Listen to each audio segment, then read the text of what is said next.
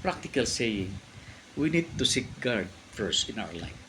Kinakailangan pong manaliksik tayo. Malaman po natin kung anong kalooban ng Diyos. Isang bagay, kung ikaw ay nagwo-worry, hindi ka nakatatamo ng solusyon. Kasi ang isipan mo nasa worry. So gumagawa ka naman ng tamang solusyon, pero mas nananaig yung worriness mo. Brothers and sisters, seek God first in your life. The Bible says in Matthew chapter 6, verse 33, seek ye first the kingdom of God, and all of these things shall be added unto you. Seek ye first the righteousness and the kingdom of God, and all of these things shall be added unto you. What are the things that you need to seek in the kingdom of God? If we seek the kingdom of God, we will seek the refreshing of our life. We will seek joy. We will seek and we will find love, true love with God, agape love. We will find the solution for our worriness. We will find affection. We will find everything that what we want in our life. Maraming beses na po tayong nasaktan sa buhay natin. Subalit, ang tanong ko po, bakit hanggang ngayon? Why you are still standing by your own, on your own situation? Why? Because God always protected you. Lagi tayong inaalalayan ng Diyos. Although na kumisan, ang nagiging kabuluhan ng tayo, ang sabi po ng Biblia, ang makasalanan at ang katwiran, which mean, ang taong kumikilala at hindi kumikilala sa Diyos, patuloy na pinasisikat ng araw ng Panginoon. But those people who believe and not believe in God. So ang sikat ng araw, hindi lamang po ito para sa mga Kristiyano. Nasisikatan din ng araw ang mga unbelievers. Kasi ganoon magmahal ang Panginoon. Palaging inaantay niya tayo. Para wala tayong masabi. But the problem is, lumalapit lang tayo sa Panginoon kapag nakararanas na po tayo ng kahirapan, nakararanas na tayo lugmok sa ating buhay.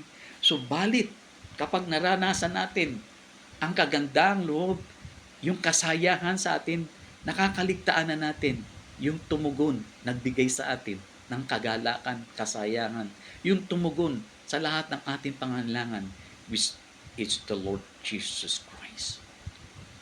Kaya po minsan, biro nyo, hindi tayo sinusumbatan ng Panginoon. Lagi siya nakaantabay. Inaantay niya lang kung kailan niya tayo, kung kailan natin siya kailangan. Kaya kapag tayo tumingala at tumawag tayo sa pangalan ng ating Panginoong Yesus with faith, brothers and sisters, yung worry mo naman, yan ay tinatakpan ng katugunan ng Panginoon. Tinatakpan yan ng iyong answered prayer. Kaya sa buhay po natin ito, napakahirap lumakad sa mundong ito na hindi natin kasama ang presensya ng Panginoon. Dapat lang po tayong dumipente sa presensya ng Diyos. Hindi yung sa presensya ng kung sino-sino man. Hindi yung sa presensya ng mundong ito. Kasi ang mundo pong ito, sa biglang tingin, napakasaya. Ang mundong ito, sa biglang tingin, ay meron kang kapangyarihan na matatamo. Sa mundong ito, sa biglang tingin, meron kang matatanggap na malaking pagpapala kasi nakikita mo. Sa mundong ito, sa biglang tingin, ikaw ay mapapasaya. Sa mundong ito, sa biglang tingin, nasa iyo ang kalakasan. Subalit, kapag dumating yung worriness, kapag dumating na yung ikaw ay nalulugmok sa iyong sarili, nawawala lahat yung mga inaasahan mo. At ang kapalit noon ay sadness, ang kapalit noon ay unbelief, hindi na nag-ooperate yung pananampalataya. Kaya mga magulang at mga kapatid, dumipende tayo sa salita ng Diyos. Let us depend in the Word of God. Ito lamang ang isang napakabisang kaparaanan kung paano matutugunan yung ating worriness po. Amen po, bro?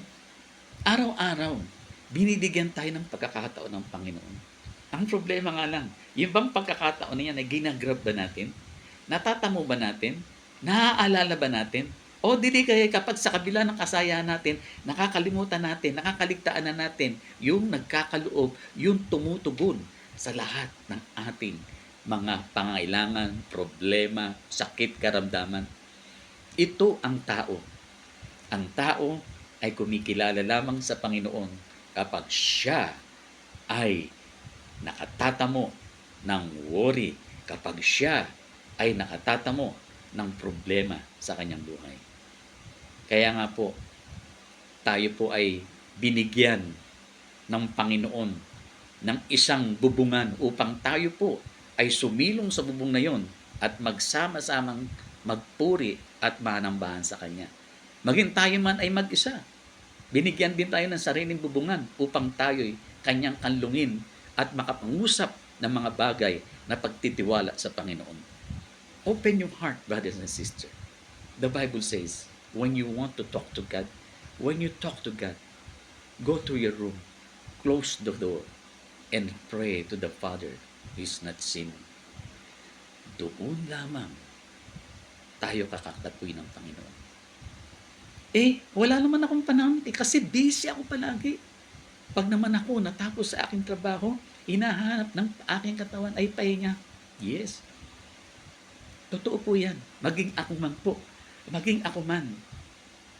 Bilang isang guro dito po sa Thailand, nakakaranas din ako ng kapagalan, kapaguran. Misa napapagal din ako. Misa dumadating ako sa endpoint na para bang ayoko na kumilos, lugmok.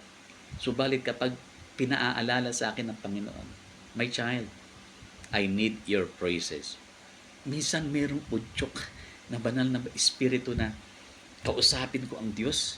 Minsan inuudyokan ako ng banal na espiritu na purihin ko siya at ipikit ko ang aking mga mata upang sa kabila ng mga bagay sa buong maghapon na natamo ko, although ako ay nahirapan, physically, ay dapat kong makuhang magpasalamat sa Panginoon. Pero yun po, mga magulang at mga kapatid, huwag niyo pong kakaligtaan na magpasalamat palagi sa Diyos. Hinihiling po ng Panginoon ay pinaasahan po yan. The Bible says in the book of Psalms, God inhabits the praises of His people. Yan lang po ang isang bagay na hindi magawa ng Panginoon sa Kanya. Kaya niyang magbigay ng anuman mga bagay, kaya niyang baguhin ang anuman sitwasyon, pero meron pong isang bagay na hindi po magawa ng ating Panginoon. At ano yun? Yung pong makita niya at meron nagpapasaya sa Kanya. Kaya nga po siya ay naglalang ng tao perfectly from the beginning of this world upang masayahan siya na ang kanyang creation ay ito po ay tagumpay.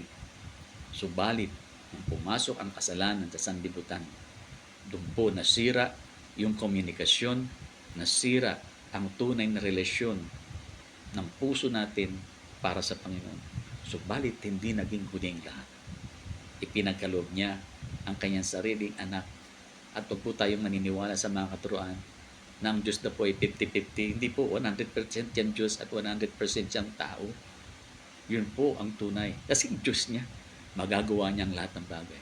Kaya nung siya po marito, binigyan niya tayo ng pagkakataon upang manumbalik yung ating relasyon sa Diyos. Ano bang sitwasyon mo? Maaaring hindi maganda relasyon mo sa company mo. Maaaring hindi maganda relasyon sa mga kaibigan mo. Maaaring hindi maganda relasyon sa magulang mo. Maaaring hindi maganda relasyon sa asawa mo. Well, nandyan po ang Diyos. And He want to help you. He need your praises, brothers and sisters. Magpasalamat ka sa Diyos at ikaw ay kakatagpuin ng ating Panginoon. See you po sa susunod po nating pag-uusap. Ano po yung mga importante mga bagay at mga bahabahagdan upang tayo po ay makapasok, maranasan natin ang pag-ibig ng Diyos. God bless you.